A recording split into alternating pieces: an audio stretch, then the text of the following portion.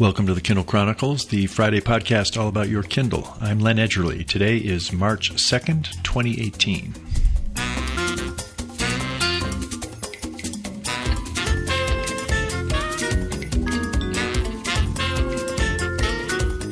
And so, gentle listeners, we have reached a milestone this week, the 500th episode of the Kindle Chronicles podcast. That is certainly a nice round number that has prompted some reflection on my part about the shape and persistence of this project.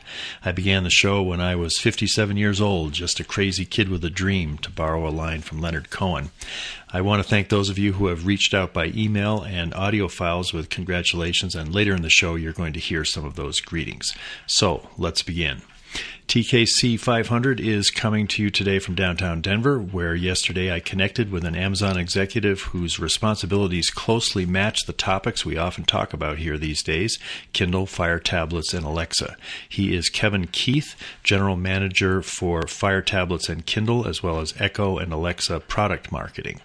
One of the things I'm most excited about personally is smart home, and there's over 4,000 smart home devices that now integrate with Alexa.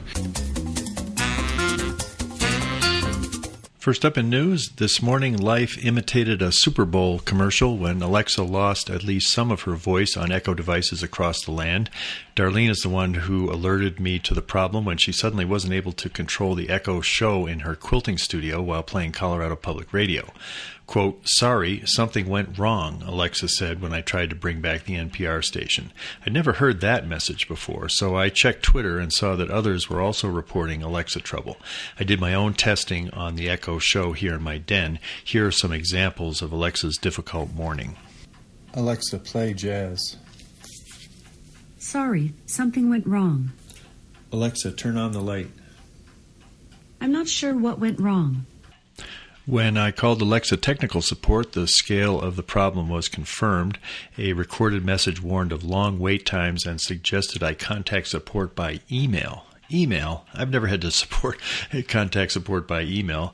So I waited on the line for a full 2 minutes, maybe 3, way longer than normal, and a tech rep named Joseph finally came on and said, yes, there was a problem and they were working on it. This was about 9:30 a.m. Denver time.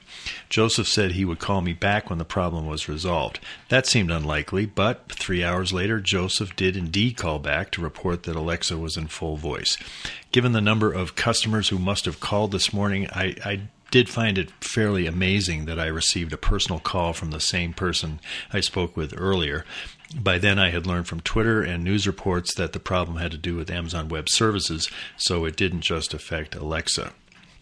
There is a handy website for tracking problems having to do with AWS. It's at status.aws.amazon.com. Under recent events, there was a thread for AWS Direct Connect in Northern Virginia that contained non-layman-friendly alerts beginning at 7:29 a.m. Pacific time. The first one said, "We are investigating increased packet loss possibly impacting some AWS Direct Connect customers in US East-1 region." The last alert at 11:21 a.m. Pacific time said simply, "The issue has been resolved and the service is operating normally." Well, Alexa's problems today certainly illustrate that the platform is not perfect, but neither is the electrical grid or the internet service that we depend on. Alexa is back, and I can turn on the living room light by voice and drop in on my parents' kitchen in Cambridge, Massachusetts. I think what I'm going to remember most from this day is the call from Joseph at Amazon. He sounded personally relieved to be able to assure me that the problem had been fixed, and he stayed on the line while I gave Alexa a few commands to confirm that she was indeed back to full strength. Customer obsession is great when things are going well. It turns out to be an even stronger generator of loyalty when something fairly big goes wrong. As I was putting the show together tonight, I received a reply from James McQuivey at Forrester. I'd asked him what he thought of the significance of this Alexa outage, and he wrote, "Amazon's relationship with customers is secure enough that a small outage doesn't cause outrage. We've seen this effect before. This is not the first time that a beloved technology service has suffered an outage without consumer backlash. Favorite websites used to go down all the time, including Amazon's own site in the early rock and roll days of e-commerce. And in Alexa's case, the fact that Alexa is still a toddler in terms of what she can do is something that most users have been willing to forgive. The company might worry that won't be the case 5 years from now when Alexa controls your door lock, your car, and your medication dispenser. But for now, they're in the clear. Well said. Amazon's reputation figured in another news story this week related to the tragic deaths of 17 people gunned down at the Marjorie Stoneman Douglas High School in Florida on Valentine's Day. In the wake of the tragedy, an activist campaign using the hashtag #BoycottNRAAmazon is pressuring Amazon to stop broadcasting NRA TV. That's the National Rifle Association's streaming television channel, which is also available on Roku and Apple TV. I reached out to Amazon for a comment on the movement this week, but as of recording time, I had not received a reply. Neither has anyone else, apparently. Cale Guthrie Weissman wrote an article at Fast Company stating that Amazon has not said a word so far. Weissman noted that this fits a pattern in which Amazon, unlike companies like Delta and Hertz in the present turmoil, remains silent when there is an uproar over its business dealings or affiliations. The Fast Company piece quotes a Northwestern University professor, Braden King, whose research focuses on corporate social responsibility. King says 1 in 4 threatened boycotts that generate national media attention succeed in prompting a desired response from the targeted company. But he argues that companies most susceptible to boycotts already have problems with their reputations. That's why they respond, to prevent further undermining of their standing with customers and the public. Not so with Amazon, King says. Its reputation for customer obsession, innovation, operational excellence, and long-term thinking is robust enough to withstand boycotts aimed at drawing Amazon into movements not directly related to those values. King credits Jeff Bezos with acting consistently. To many people's chagrin, he's maintained a very neutral public persona. King says, probably intending the concluding pun, he's aligned with the corporate values that Amazon established. Until something happens that causes those things to be misaligned, he's going to stick to his guns. I have to say this makes sense to me. I personally happen to be uneasy with NRA TV, but there's no way that I would consider curtailing or stopping my business with Amazon if the company refuses to drop it. I have heard from some of you who differ on this question, and I have suggested that you make your opinion known by emailing jeff@amazon.com.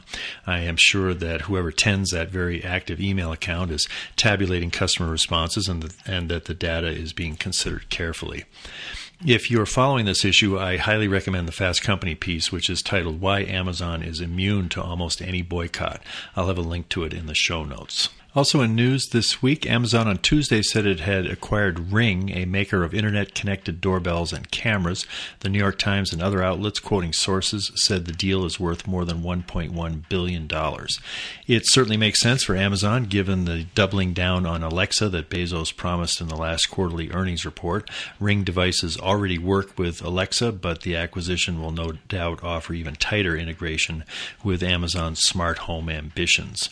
I'm not sure how Ring might relate to the Amazon Key service that Darlene and I are using at our home in Cambridge, Mass., but it's not hard to imagine combined innovation that will make the service even more successful.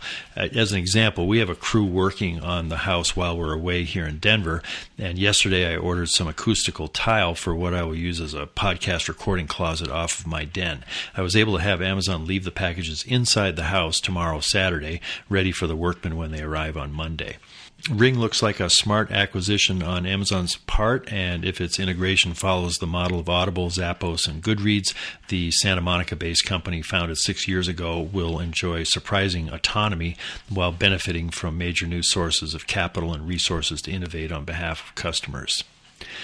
Next in news, I was glad to see that Amazon had signed on to be a presenting sponsor, capital P, capital S, of the all-new Digital Book World Conference scheduled for October 2nd through 4th in Nashville.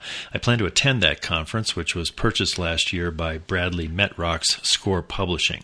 Amazon used to occasionally participate in the Digital Book World Conference under its prior ownership when it was held in New York City, but this is the first time the company will be an actual sponsor of the show. So it's a coup for Bradley's team, and it should help Digital Book World make beautiful music in Nashville for attendees and presenters alike. I'll have a link in the show notes which you can use to register for Digital Book World via an early bird discount.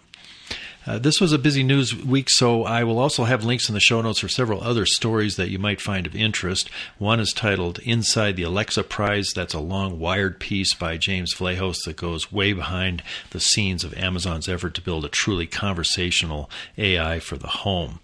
From The Guardian, I recommend a column dated February 21st by the author Erin Kelly. She penned a pithy rebuke to the Hachette executive who called Ebooks stupid in an article that I didn't even bother talking about last week. The subhead to her column reads, "The head of publisher Hachette has claimed that ebooks are a failure, but as an author and a reader, they've completely changed my life." The last two links and news will tantalize you if you're hoping Amazon locates HQ2 in Boston or that Team Bezos might create its own cryptocurrency. I have taken a baby step into this phenomenon based on a mind-bending article that I read in the New York Times by Stephen Johnson titled Beyond the Bitcoin Bubble. Johnson gave a favorable mention to a rival cryptocurrency named Ether, created by a blockchain named Ethereum. Using an iOS app named Coinbase, I bought one Ether on February 5th for $710.55 plus a $28 processing fee. Tonight, the Ether is quoted at $859.66. Nice little gain in a little over a month. But I don't plan to sell it anytime soon. I see my Ether as an investment of my attention in what blockchain evangelists see as an entirely new network of distributed trust that will transform the world as much as the internet did. Remember when Jeff Bezos decided to start Amazon because he realized how fast the internet was growing? It wouldn't surprise me if he ends up being among the first people to harness whatever the real potential of blockchain technology turns out to be. For the tech tip, I've mentioned this before, but I have been using a program, I guess you'd call it, called Readwise, and it has become one of my favorite new ways to enjoy my ebook reading. The way it works is it loads in all of the annotations that I've done in my books ever since my first book on the Kindle. It just mines my whole Kindle library.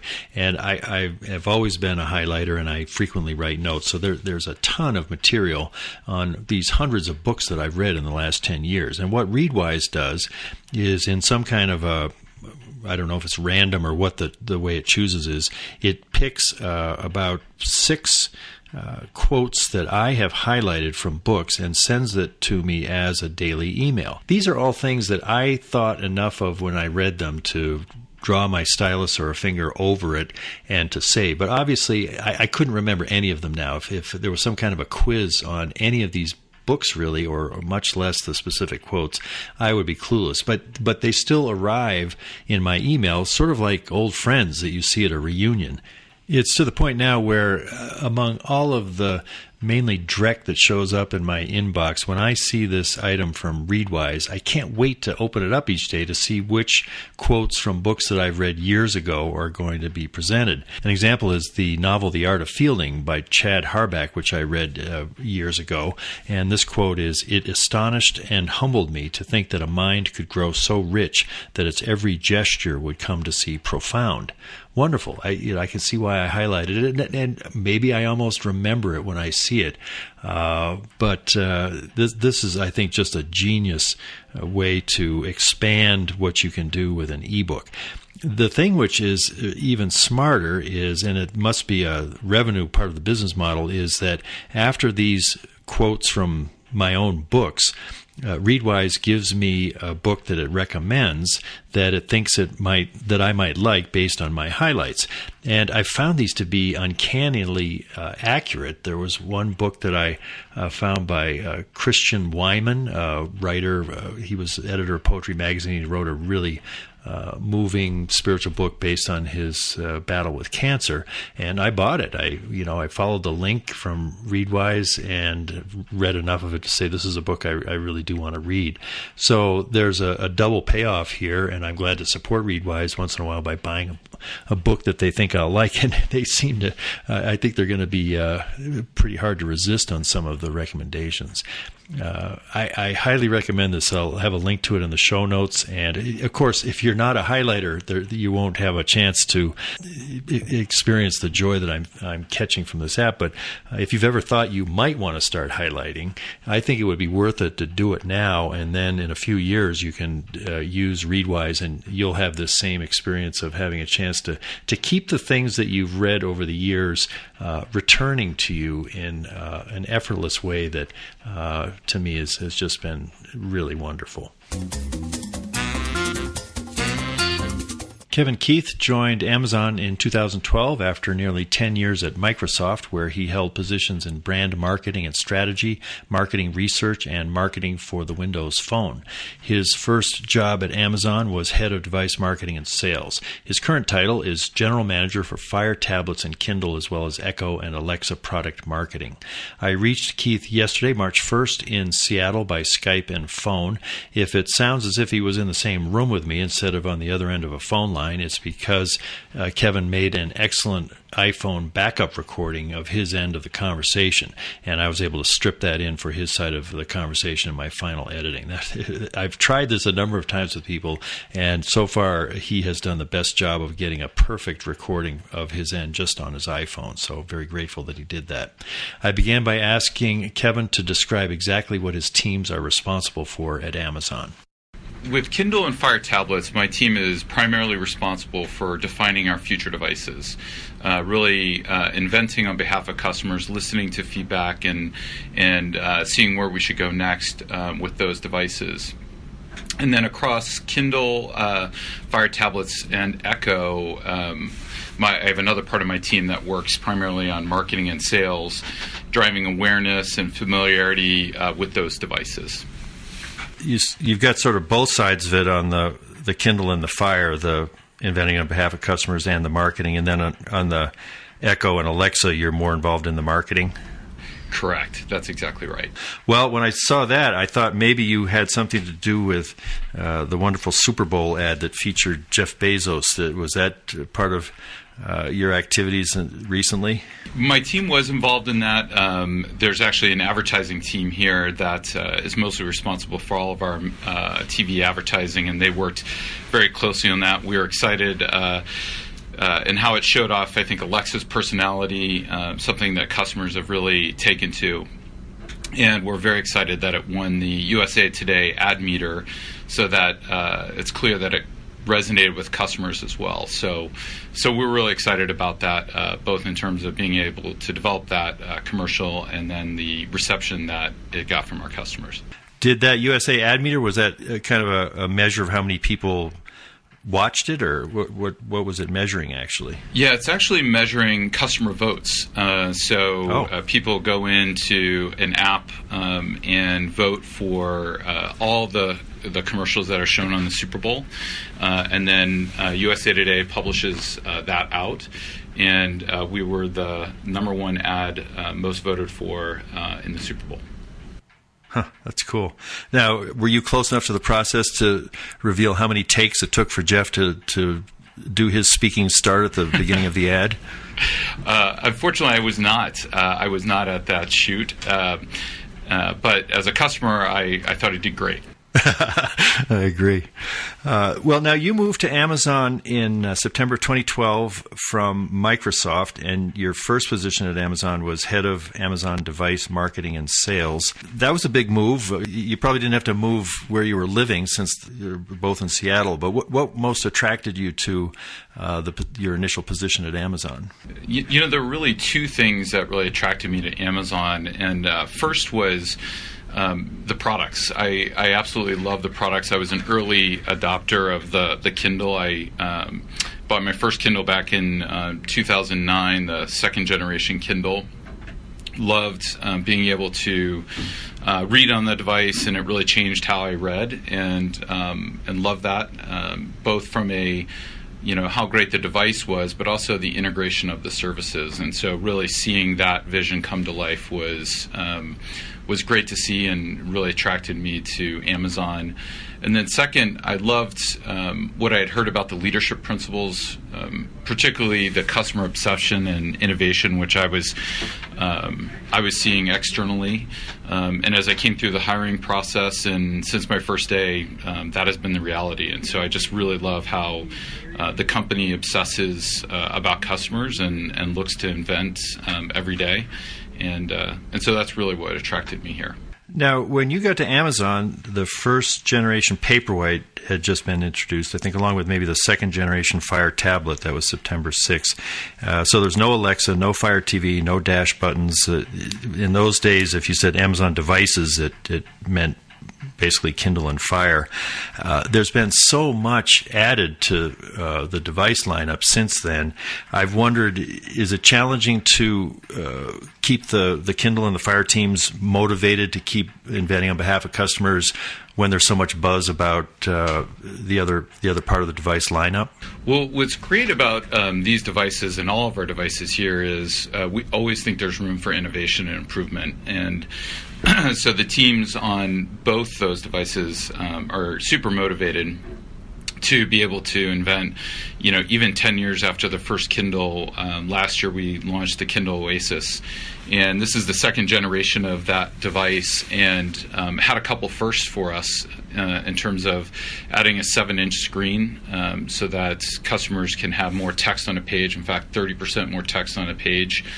It was the first waterproof Kindle, something that our customers have loved and asked for. And it also added Audible integration. And so, just with that new device, there was a couple of first innovations that happened there. And our customers are loving those aspects of the device. And then on the tablet side, recently we introduced Alexa into that experience, and customers are able to access Alexa through their tablet devices.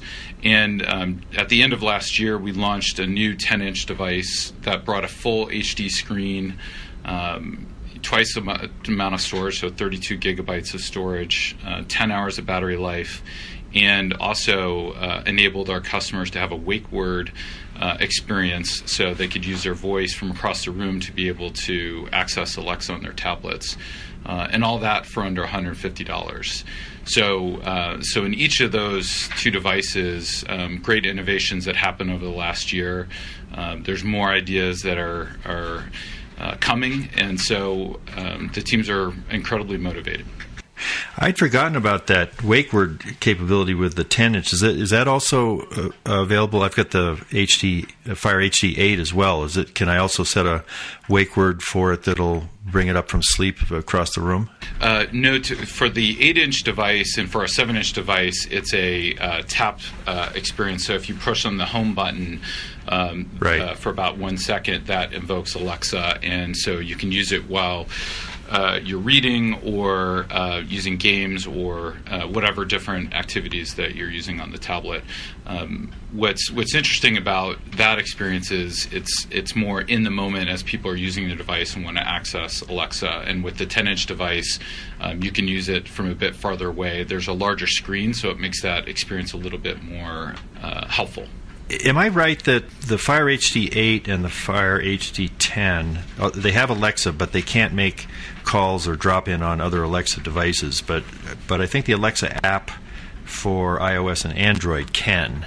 Can you explain that? It seems like on Amazon's own devices, you'd want to have as much capability to do the calls and the drop in as you have on the apps for iOS and Android.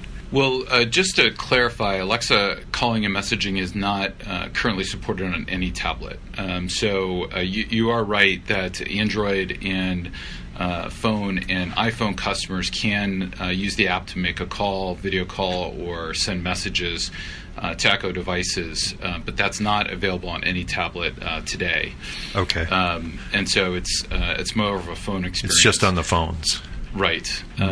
But, as you probably know, Alexa is always getting smarter and adding new features and skills. And that's not just true for our Echo devices. That's also true for tablets, Fire TV, and other Alexa devices. So what I'd say is we're always looking to bring those experiences to other devices. And sometimes it's just a matter of timing. So I would stay tuned there. Okay, good. I've been an early adopter on the Echo Show because my parents live in Cambridge, Mass. They're 88 and 91. So I've got 3 Echo Shows, one on the 3rd floor where my dad has an office, one in my mother's dressing room, and one in the kitchen. And they can use that as an intercom in the house. In other words, Dad can say, Alexa, drop in on the kitchen, and he's talking to my mother. It's just beautiful within the house. But the thing that I've had trouble with is if I'm trying to drop in on them from either my app on the phone or my Echo, I can't seem to tell her, Alexa, drop in on Lois, my mother's name, in the kitchen or in the dressing room. And there seems to be some kind of a algorithm because sometimes mostly it'll drop in on the kitchen, but sometimes it'll drop in on the dressing room. And it can be kind of frustrating because I'll know Dad's on the 3rd floor and I want to talk to him, but I can't get the drop-in procedure to find him at the particular Echo in his house that he's at. Am I missing something on how to do that? Well, I think there's 2 different scenarios that you're talking about there, and so one is within the household or on the same account. And in those cases, you can drop in on specific devices. So you could say drop in on the kitchen, I think as you were mentioning. And that's a scenario we see a lot of our customers doing. In fact, we do that a lot in our household. I can communicate in different parts of the house. I can wake up my son. It's always a fun activity for us. But then also across different households, we do allow a drop-in. Our customers can do that. And then if you want to drop in on a specific device, the best way to do that is that your mother, in that case, would disable the drop-in on the dressing room so that when you drop in, it drops in on the kitchen. So that's the best way to handle that scenario. What we try to do in the background is use motion to be able to determine which device to drop into based on presence. And so, but that's really good feedback for us and something that we'll continue to improve on over time. I guess she could disable her dressing room Echo if she had the Alexa app on her phone. If she was in the kitchen, she could go in, go to settings, and go to that device, and then just turn drop-in off, and then Dad could turn it off on the 3rd floor. Then when I came in, the only one that would be open would be the kitchen. So that would be a good workaround for her. I think some customer feedback would be it would be sweet if there was an ability to say, Alexa, drop in on Lois in the dressing room, and that once it could pair. When it found Lois, it would say, oh, I see Lois has 3 devices, and this request is to connect to the one in the dressing room. That's my great-grandfather's clock. I have a... Yeah, that's great feedback that we can talk to the team about. And just so you know, the way they can disable drop-in on a particular device so that it's always disabled, so that you're primarily dropping into or only dropping into the kitchen. So that's probably a way to do it. That's really really easy. Just choose the one that's the most likely target. Yeah, right. That's good. I was really struck in the 4th quarter earnings report. Jeff Bezos was quoted as saying there had been very optimistic projections for Alexa for 2017. We don't see positive surprises of this magnitude very often. Expect us to double down. That's surprising. Doing better than the projections. It looks like a lot of that is other companies and developers accelerating their adoption of Alexa. And how do you describe that phenomenon?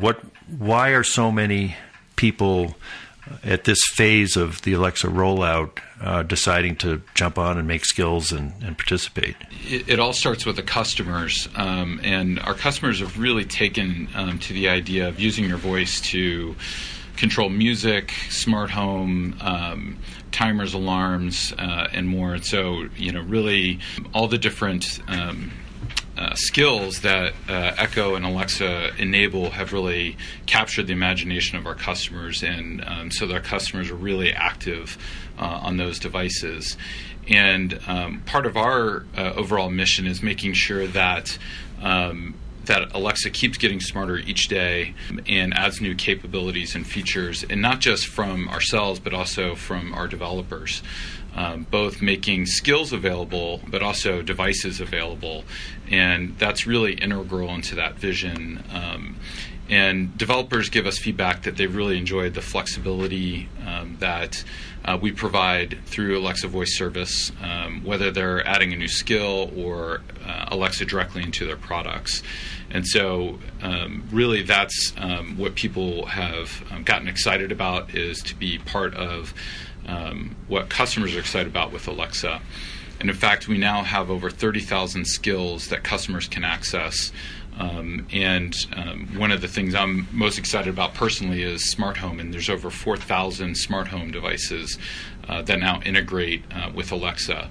And so, just to go back, I think it's really the customer excitement that and the ease and flexibility of developers to be able to tap into and expand the capabilities of Alexa. I think that overall experience has really driven that excitement. That's sort of a virtuous cycle, too, because the more developers get involved, the more excited the customers get. That's exactly right. It's a great flywheel that we hope continues, and we're going to make it as easy for our developers and our partners to integrate it into Alexa as possible. Do you have any favorite Alexa skills that have shown up in the Alexa universe in the past few months that you've been trying and using, or just kind of blow you away with their creativity? I was mentioning smart home integration is, improving every day. We're adding new devices, and so that's a big part of how we're using Alexa in our home. And I think, even it took a while for me to get my wife excited about that, but it's so easy when you use Alexa and you're able to use your voice to control these devices, and it's become very natural. And so I think that's exciting for us. And then, quite frankly, we love the gaming side and the fun side of Alexa as well. And so I think in our household right now, the Would You Rather skill is fun and getting a lot of play between myself and our kids. Love to, just see what my kids would say versus what I would say, but then also to compare it to what other Alexa users are saying is hilarious. And so I think that's a great capability of a game and a skill that people have used in other contexts, but being able to then see what other customers are saying and compare your answers to those customers is kind of a new twist that's exciting and fun.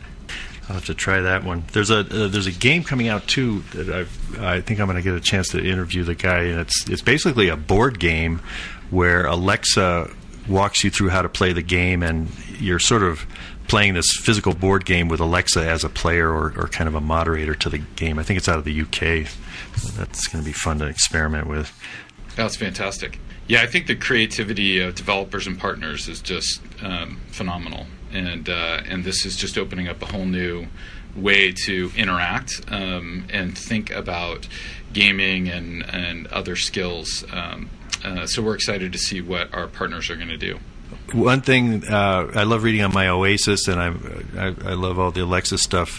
One of my dreams or wish lists would be, wouldn't it be cool if I could, instead of having to touch the buttons on my Kindle, which is really a lot of work, to just say, Alexa, switch to Hamilton or something, so that I would have Alexa on board my Kindle, or probably be more likely on the Fire to do that. But the Kindle, I would think, it's just not designed for that kind of adding it on. I know you can't talk about future plans, but have you ever heard anybody wish for that same capability to have Alexa help them read their Kindle?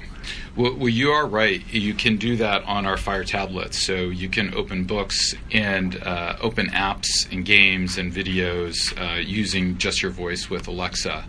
On our Kindle devices, we don't today have microphones and speakers, and so that isn't something that we have today. But we're always listening to our customers, and so that's really great feedback. The Whole Foods here in Denver, there's a new one that opened up right near where we live in downtown Denver, and it has a great Amazon pop-up store. There's really a lot of devices there, and the people that's staffing it seem pretty smart. I like to go and ask them hard questions to see how well they're trained, and they seem to be pretty sharp. But I've wondered, I go there just because I love seeing the stuff and seeing what's on sale, but if somebody's going to do their groceries and buy their kale and all that, are they really in the same kind of marketing frame of mind to say, gee, I think I'll spend $80 on a Kindle or something? I'm curious what you've learned about customer behavior in the interface between groceries and devices in the pop-up stores that you have so far at Whole Foods. Well, what we love to do is give our customers choices on both within our devices and the different features and skills, as you and I have talked, but also where they buy their devices. And so we've always invested in a great, we call the offline retail experience. So whether you're in a Best Buy or an Amazon bookstore or in a Whole Foods, we want to give our customers access to our devices. There's customers that love to touch and feel and experience those devices in person, and so that gives them the ability to do so. And all the feedback that we've gotten from the early days of being in Whole Foods has been really positive. How about your personal reading? You say you started with a Kindle 2. I think that was the one that Stephen King was on stage, and he'd written a story for it. It was pretty exciting. But so you've been reading on a Kindle for a long time, but now that there are other ways, phone and tablet and paper, what's your normal diet of how you're reading books yourself these days? I still my go-to device is my Kindle Oasis, and I just love the ability to focus in on my book. I have no other apps or social media distracting me, and so I love that. I love the ability to read outdoors. I was just on vacation, and it's just fun to see, look around the pool and see all the different Kindle devices. In fact, I walked around and just kind of peeking, and there's Kindle Touch, there's Kindle with keyboards, there's devices that span literally 10 years that people are still using, and so I love to see that those devices are still as relevant today as they were when they first came out, and so my go-to device is Kindle Oasis. I actually have a pretty funny story where just on vacation, my daughter, who's 11, has generally been into paper books and checks them out from the school library. And we were on vacation and just finished her Harry Potter 4 novel and just sat there like, oh man, I need something else, and handed her my device, and I really didn't get it back because she was able to download immediately from Prime Reading. So she got the next version of Harry Potter. It was free because it was for Prime customers. She discovered WordWise, and so was able to tackle some of the big words. And so I don't think she's going back to a paper book. But I don't think I'm getting my Kindle Oasis back either. So that's something that we'll have to fight over, or we'll get her own device now. That was a good timing for a conversion. Right, exactly. Well, that's everything I was hoping to talk to you about. Anything else you'd like to mention that we didn't cover at this point? No, I think we covered a lot of ground there, so I really appreciate the opportunity to talk with you today. I have been speaking with Kevin Keith at Amazon. Thanks very much, Kevin. Thank you. It was great to talk to you. So I really enjoyed talking with Kevin Keith about his wide-ranging responsibilities. I want to say I was particularly struck by what he said about the Alexa Super Bowl television ad. He said his team was excited by how the ad, quote, showed off Alexa's personality, something that customers have really taken to. I think that's the first time I've heard an Amazon executive refer to the personality of Alexa, which I consider to be one of the company's most inspired innovations in this red-hot home AI platform. It's a construct, of course, a fictional character like a heroine in a novel, but in the case of Amazon's Home Assistant, the likability and character of that fictional person brings considerable power to the platform. Sometimes when I'm sagging during the day, I will ask Alexa to tell me a joke, and her responses are usually clever and uplifting. When I tell her good morning, she always has something interesting to say about this day in history or some other topic that conveys who she is, what her personality is, what she's interested in. You get the idea. In this light, I listened again to the Super Bowl commercial with its whimsical scenario of all the dubious characters that might fill in for Alexa if she lost her voice. As an elegantly creepy Anthony Hopkins feeds his peacocks, the sultry voice of Carly Simon arrives with the first words of her classic ballad, "Nobody Does It Better," followed by the quote-unquote real voice of Alexa. Good boy. Thanks, guys, but I'll take it from here. I've got a content item for you. Amazon Studios on February 21st announced that they had acquired global rights to the first novel by Ian M. Banks in his Culture series. The novel is Consider Phlebas, and it features his fictional interstellar utopian society, The Culture. It's going to be adapted by Dennis Kelly. He has also done Utopia and Matilda with Plan B Entertainment, which did 12 Years a Slave, The Big Short, Moonlight. It's slated to produce, and the estate of Ian Banks is attached as executive producer. I read something by Ian Banks. I don't generally read a lot of science fiction, but I remember it being a really strong book, and the description here is pretty compelling. The release from Amazon Studios says it's a kinetic, action-packed adventure on a huge canvas. Consider Phlebas draws upon the extraordinary world and mythology that Banks created in The Culture, in which a highly advanced and progressive society ends up at war with the Idirans, a deeply religious, warlike race intent on dominating the entire galaxy. A quote from Dennis Kelly, Ian Banks has long been a hero of mine, and his innate warmth, humor, and humanism shines through these novels. Far from being the dystopian nightmares that we are used to, Banks creates a kind of flawed paradise, a society truly worth fighting for. Rather than a warning from the future, his books are a beckoning. So I guess the content tip here is maybe bone up on some Ian Banks novels and get ready for what could be a really strong TV series from Amazon Studios. And that'll be available free if you're a Prime member. Doesn't say when it might be available actually to watch. I'd like to close with the audio comments that came in this week. I really enjoyed listening to them, and I'll say I am emboldened to press ahead well beyond TKC 500 as a result of the unanimous urging of you that sent in these comments. Have a listen. Hello, Len. This is David Enzel, a longtime listener. I want to congratulate you on your 500th episode. I listen to your podcast religiously once a week and enjoy the commentary and the hosts and all the marvelous coverage of Amazon. I think you've expanded well beyond the Kindle, which I really enjoy. And again, congratulations, and I hope you make another 500 podcasts. Bye-bye. These next two came in from my Kindle buddies Brett McNeil and Garrett Riley. Hey, Len, congratulations on 500 episodes. What an achievement. Keep it going for another 500. Len, happy 500th episode of TKC. I've been with the Kindle Chronicles since about episode 40. Len, your work, your dedication to this passion project that you have is amazing. The podcast is impeccable. Anyways, Len, 500 episodes, amazing. All the best to you. And here is to 500 more. Len, this is John Sullivan. I've been a weekly listener for 7 years. I enjoy the consistent format and the variety of guests, industry heavyweights, and regular folks like me who just love books. Looking forward to the next 500 episodes. Len, this is Vlahos. A warm congratulations on 500 episodes. I've listened to every episode of your show, many of them twice. I believe it is where culture meets technology. I don't think anybody has said this before. That's an inside joke because Eolike was very aware of Steve Jobs making a connection like there on behalf of Apple where culture meets technology.